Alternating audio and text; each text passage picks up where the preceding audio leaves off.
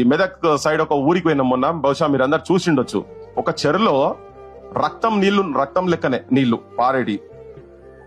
ఈయన ఈ మొగాయనట మూసిని చేస్తారట, ఈ చెరువుని చేసి చూపిని దమ్ముంటే, నీకు నిజంగా నిజాయితీ ఉండేదంటే ఈ చెరువును ఒక్కటి సాఫ్ చేసి చూపిన ఆయన.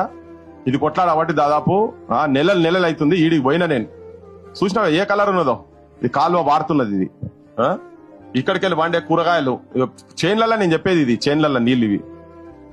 దీన్ని టెస్టింగ్ పంపిద్దామని చెప్పి తెప్పించిన. ఈ నీళ్లు తెప్పిస్తే ఈ నారాయణగూడలు ఉంటది ఆ టెస్ట్ చేసేది, ఆ డిపార్ట్మెంట్ దగ్గర పోతే మేము నీళ్లు చేస్తాం గానీ గిటువంటివి చేయమంటున్నాడు. అరే ఇది నీళ్ళేరా నాయన, చెర్లకెళ్ళి తెచ్చిన నీళ్ళేరా నాయన అంటే, ఏ కాదు మేము కెమికల్స్ టెస్ట్ చేసేది కాదు, నీళ్ళని టెస్ట్ చేస్తామని అంటున్నాడు.